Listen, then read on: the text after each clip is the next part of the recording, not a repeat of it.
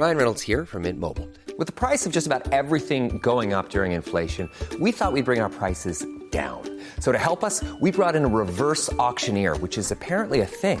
Mint Mobile Unlimited Premium Wireless. How to get 30, 30, bit to get 30, bit to get 20, 20, 20, bit to get 20, 20, bit to get 15, 15, 15, 15, just $15 a month? Sold! Give it a try at mintmobile.com/switch. $45 up front for 3 months plus taxes and fees. Promo rate for new customers for limited time. Unlimited more than 40 gigabytes per month. Slows full terms at mintmobile.com. Your brain needs support, and new Ollie Brainy Chews are a delightful way to take care of your cognitive health. Made with scientifically backed ingredients like Thai ginger, L-theanine, and caffeine, Brainy Chews support healthy brain function and help you find your focus, stay chill, or get energized. Be kind to your mind and get these nootropic chews at ollie.com. That's OLLY.com. These statements have not been evaluated by the Food and Drug Administration. This product is not intended to diagnose, treat, cure, or prevent any disease. Welcome to Lead Like a Girl, where we are empowering everyday women through our stories. I am your host, Jessica Smith, and I began this journey by sharing my life story.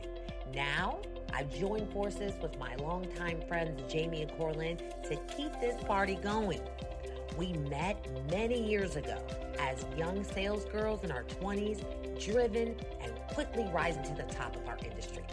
As the years went on, life happened, and we all found ourselves in new companies and completely different industries, still striving for success in it all.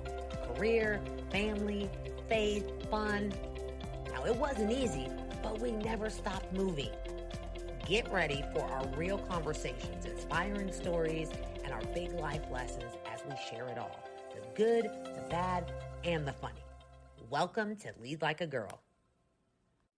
Welcome back to Lead Like a Girl. I am excited to record this evening's episode after a wonderful Mother's Day. So, of course, I am going to start off. So, we're kind of playing around with different intros. Do we do a wellness check? Do we do an icebreaker? So, today, I would like to do a wellness check just to see and hear really quick how our Mother's Day went. And I'll start. My Mother's Day was actually wonderful. And let me tell you why. So I did not get a gift. I did not get flowers. I did not get chocolate. I did not get a dinner. I did not get anything. And guess what? I'm so happy about that. Let me tell you why. When people make plans, sometimes they think that the plans are like, oh, we're going to go do this, we're going to go do this. And really, I don't want to do anything. I always have to do something. I always have to be there somewhere. The feeling of not having to be anywhere was beautiful. My husband does give me really great gifts, but we've been so busy. I gave him some grace. He was like, I didn't get you anything, but guess what? If you want something, go buy it. Buy whatever you want, which was awesome because I haven't done that yet, but I'm going to take him up on that. And I'm going to buy exactly what I want.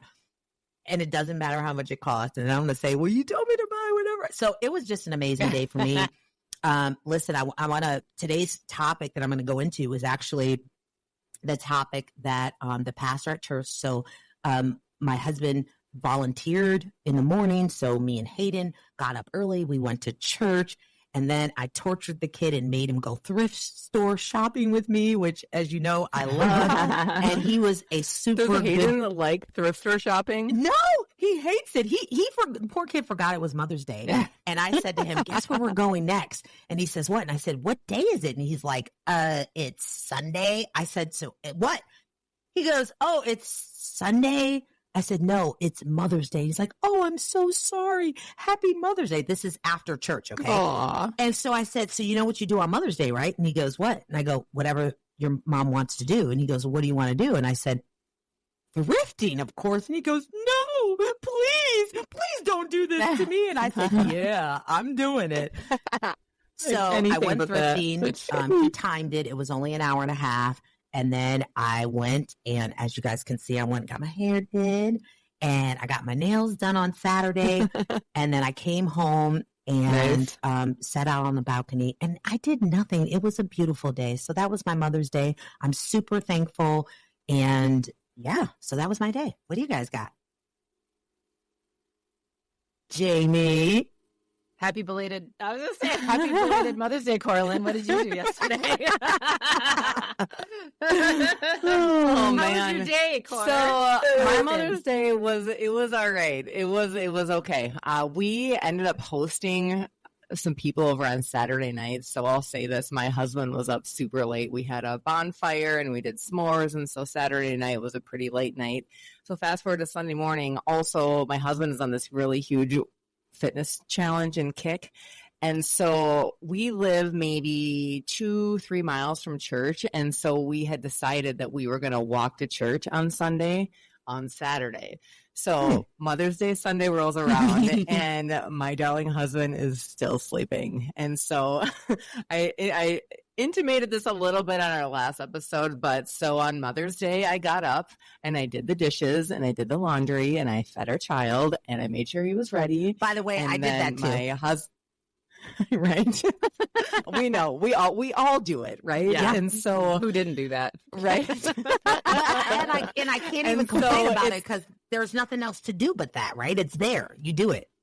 Right. It's just the way that life goes. Well, so then fast forward, we need to leave at 9:15 to get there at 10 o'clock when it's not even early. It's just on time. Well, my husband rolls out of bed and he is champing at the bit to get going at 9:15 and I'm still making my coffee and everything. And he's now yelling at me because we aren't getting out of the door fast enough. And I just look at him. I'm like, oh my goodness. And so it was, needless to say, we got a little bit of a tiff. Sunday? A whole argument, and we all three of us marched down the street or when we're walking to church in silence, and I just look at him and I just give him one of those like smiles like I'm gonna murder someone on our way to church. And then fast forward, I came home and I had a giant flower arrangement for our outside patio. So he did redeem himself, but it started off really rough. Did he order that during church or how did he It's quite possible that I told him what he could buy me and he needed to figure this out to make this day salvageable. But, yeah. Jamie, how was your day? How was yours? Yeah. So I kind of didn't have one. So Saturday we had my mom's 70th birthday party and Mother's Day at my mom's house was Saturday. So my sister was in town from Florida. Tons of kids. We grilled out. It was great. We had a really nice time with her. And so my two older daughters who were out of the house came. I gotta throw her under the bus a little bit because my oldest daughter, Veronica, basically gave me a dead plant. She's like, it looks a little worse for the wear. I'm like, it was in the back seat I'm like, of her you car got me for a 3 days. It's gasping for water. It's dead. But anyway, I will say for the record, if this- anybody could salvage that plant, it's you, Jamie. I feel like it's a challenge. I mean, like, let's be honest. I was totally thinking She gave you that. a challenge. That wasn't the only dead plant I received this weekend. I'll just say that. And yeah, I did bring him back to life. But no, this comes from my oldest daughter, who's like super creative, an amazing artist. Like she made me a card. It was almost like a booklet one year where she actually sewed the binding of it and everything. She's given me the greatest, most thoughtful gift. So I was really a little surprised that she showed up with this dead thing in her hand. I was like, okay. But anyway, on actual Mother's Day, on Sunday, my dad is in town. So my dad is in assisted living. And he's about 3.5 hours away from me. So it's challenging to get there because I can't stay there.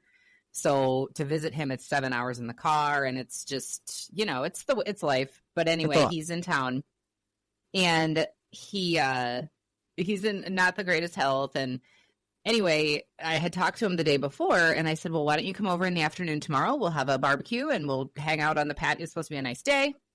I'm like, I have some things to do in the morning, so just come at like 1:30 or so. So what time does my dad come? He comes over at 12:15.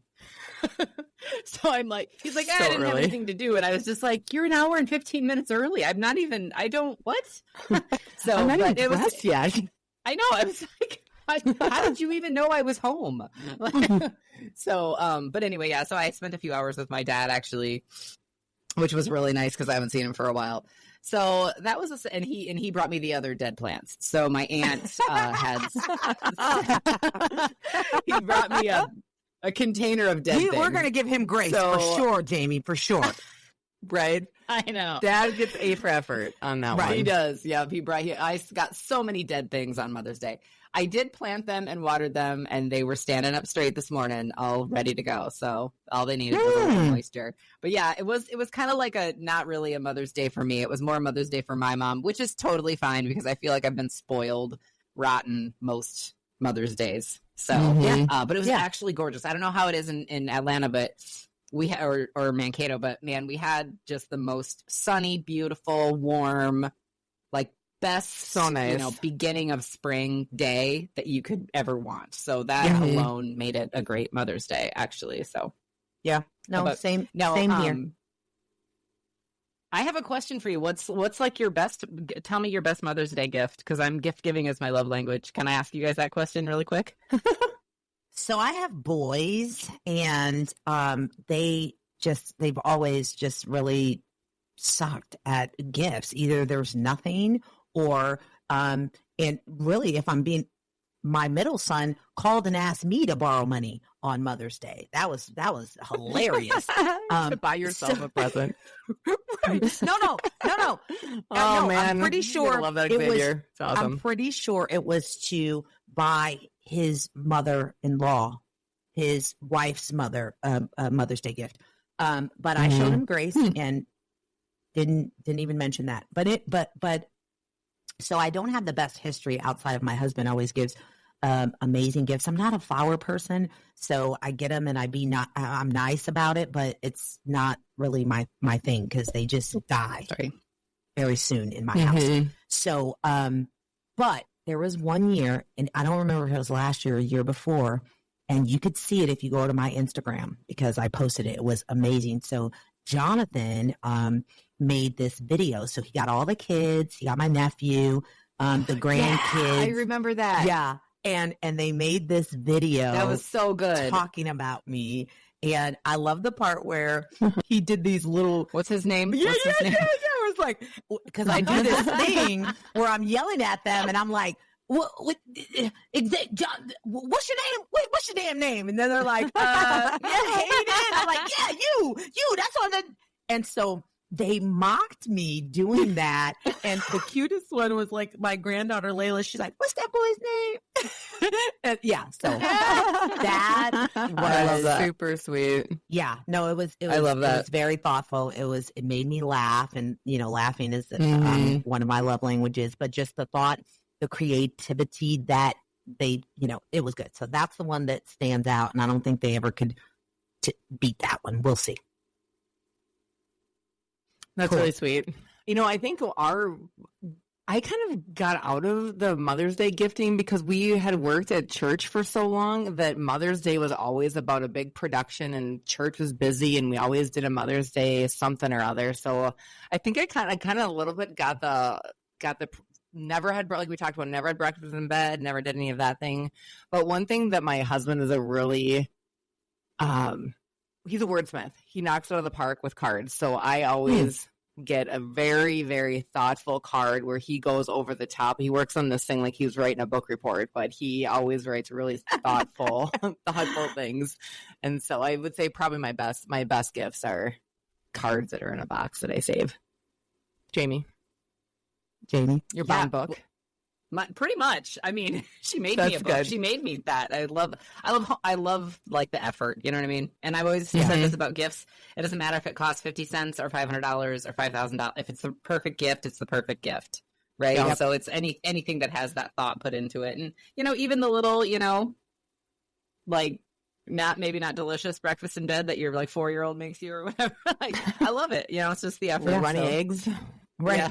Speaking of gifts, Jamie, is that your new sweater you're wearing?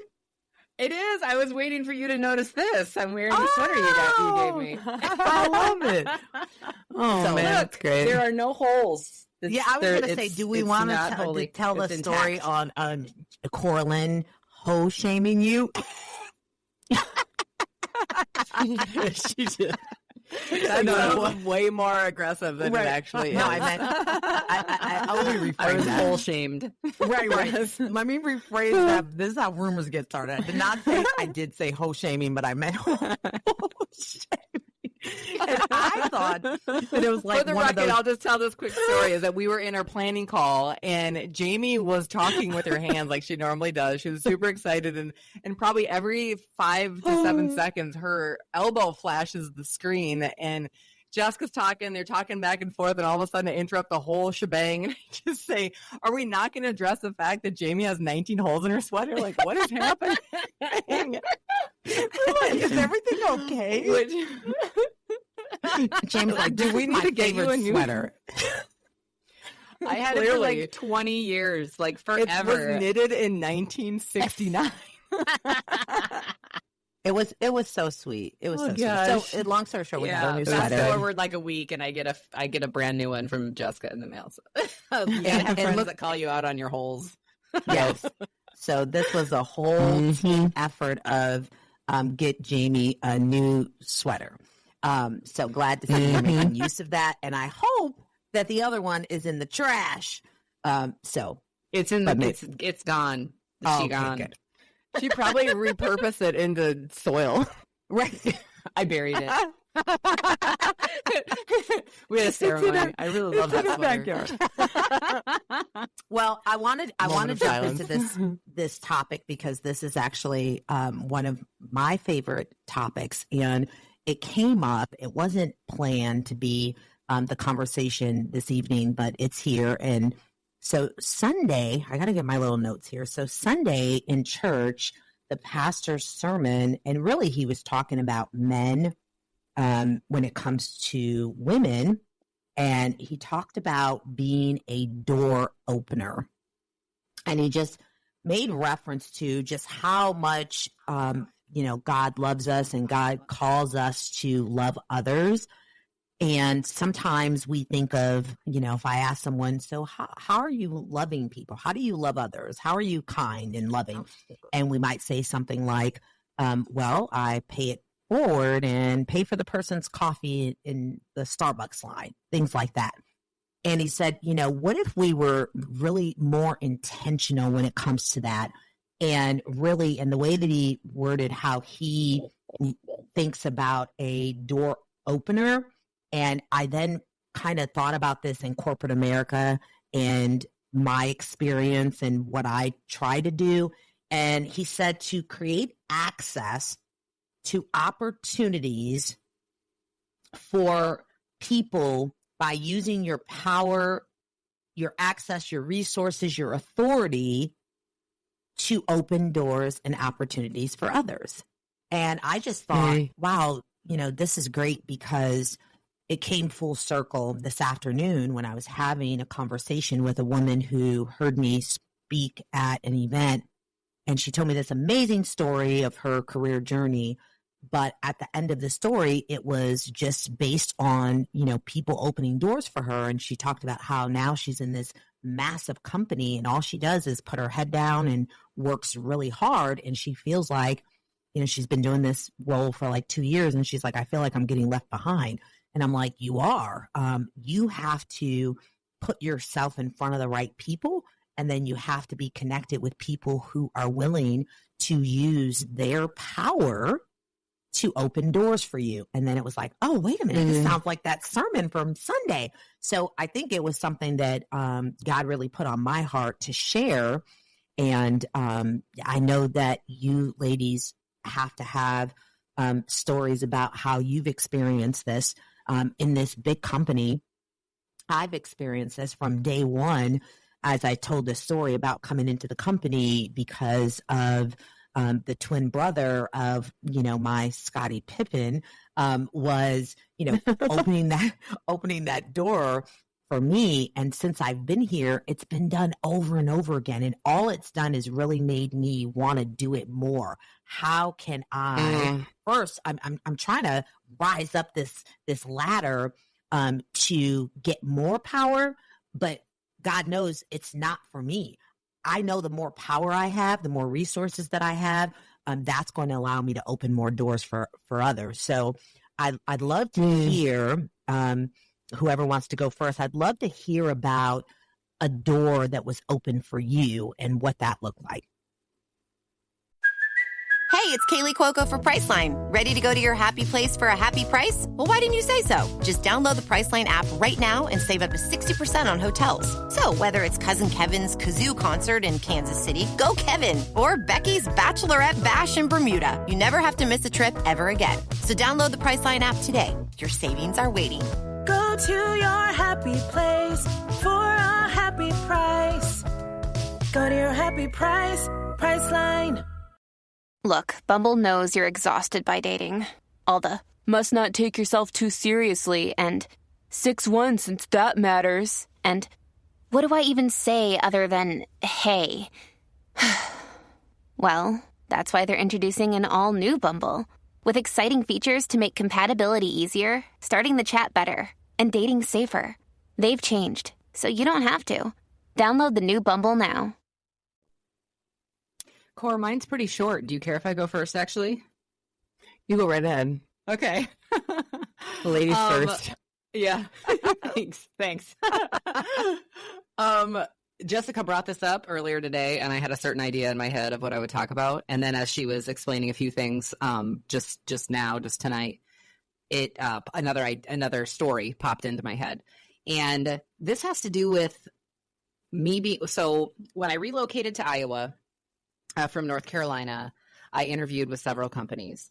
And one of the things that I have always tried to keep in mind when interviewing, when working, when talking with my managers, whatever it is to be really transparent on my goals, but also just very honest. Like, here's where I'm at. Here's how I feel about this position, whatever it is. So I'd interviewed with someone and really liked her, really liked the company, but ultimately, and we got along great.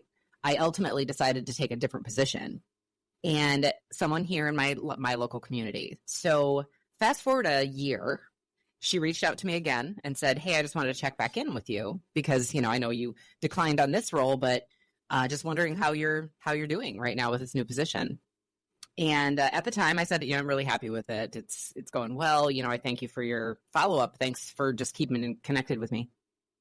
Anyway, fast forward a few more years and she called me and said, I have some colleagues in a certain company that I think would be it would be a great role for you. Are you at all interested in interviewing with this company that I, referred me to? I was really flattered because I thought, first of all, she remembered me, but then secondly, like she at least had enough confidence in my skills to offer to connect me with somebody else. So at the time I said, you know what? It never hurts to have that chat. So I interviewed with this company and it was really the catalyst for me to start considering, hey, maybe it is time to move. Maybe it is time to start looking at what else is out there. I ended up actually declining that position. Well, no. I'm going to back that up a little bit. That the particular position that they had available was a little bit more of a customer service role rather than a executive salesperson role. So it really wasn't quite the right fit. So I misspoke when I said declined. It was more like it just wasn't the right fit. But anyway, regardless of that, I'll forever be thankful for that door that got opened because that led me to where I'm at today, which is a position I'm very happy with. But it also, again, very flattered that somebody would remember me and remember me enough to refer me to their colleagues. So that same company, like I said, I didn't take the position, but they've contacted me since then with other positions that they have available that would match my skill set a little bit better. So quick, short story, but I'm thankful for that, and I'm thankful that I was able to be put into a place where I could be my authentic, honest self with these people, very strong women who respected that and appreciated that from me as well. So that's my door opening story. And it really makes me want to be able to connect people that I meet with people that could help them move farther with their goals and in their lives. Absolutely. And listen, there was two takeaways that I heard in that story. And the first one is a mistake I made once upon a time where someone came to me, same thing, brought a position to my attention. And I said, no, I'm good. actually, and I later learned from a mentor, he said to me, do not ever do that. If you had an impact on someone where they thought highly enough of you to come to you and bring something to your attention, and like in this example, they spoke on your behalf, you have to look at it. Doesn't mean you have to take it, but you have to look at it. You have to go through that process. You have to consider it and then decline if it doesn't work for you. So I want to put that out there because that was a lesson learned for me. And when I have these type of conversations, there's a lot of people who are loyal and they feel the same way that they haven't learned that lesson. So that's a good takeaway in your story. And then always look for people. If you look for people and build relationships, the jobs will find you. And that's another takeaway based on your story that I love too. So I know we have a few minutes left. Coralyn, I know you got one. Because listen, and this is when you tell your story about your career. I was joking the other night. I was telling Will, I was like, Coralyn, she has been pretty fortunate. When she tells her early year stories, it's always, well, so-and-so, I think it was my grandmother that sent me to speak to this person. And then my mom got this. So doors have been being opened for you. So I know you got a good door opening story for us, Cor. You're right. I never really thought of those two things as door open stories, but that definitely, that was a wide open walk through the door. Hey, favor ain't fair. For that. Favor ain't fair. When we were talking about this is probably the big story of mine that jumped out to me at this is that I shared with you that I was working at a company, a big manufacturing company, working in sales. But one of the things that I really loved about the company is when I had met the owner of this company, his vision, mission, values to serve other people, have outreach, and give back. And so one of the things that I was a part of while I was working in the sales is we kind of had a little small group that we were working a little bit of a side hustle internally where we're trying to bring different volunteer initiatives and different opportunities to our company. And so we were working on this, and one day the owner of the company had come to us, and he'd actually just asked us, he said, what if we could ramp this up and really turn this on its head and really go with this? Well, I had to, without getting too much into that story, I had realized that what he was asking was almost kind of a full-time job to oversee all of the volunteering and all of the employee engagement initiatives that he wanted to do. And so I was really excited about this. And so I took the I took the initiative, and I just thought, you know what? I want to do this full time. And so I wrote up a job description of what this role would look like and what it could be. And without getting into all the details, I sent it up to our leadership level. And, unfortunately, they liked the idea, but it was kind of we're not ready for this. We're not ready for this yet. And so I was still working in my sales role. Well, unbeknownst to me, the owner of our previous company had reached out to me and was really hardcore pursuing me for a sales role, which was great. It was going to be working with her in a capacity, but it was the thing is that it was going to be an out-of-state job, and I really wasn't sure about this role, but I, to your advice, took it and I interviewed with the company. Well, I reached for the stars, ended up doing pretty well in the interview, so much so as that I had asked for a salary that was large, covered my husband's salary and whatnot. And I remember that. Me the role it ended up offering me the role. And so I had a little bit of predicament that I love my company we're at. I really wanted to pursue this outreach and engagement position, but they just were not ready to jump on it. And so I was ready to leave the company.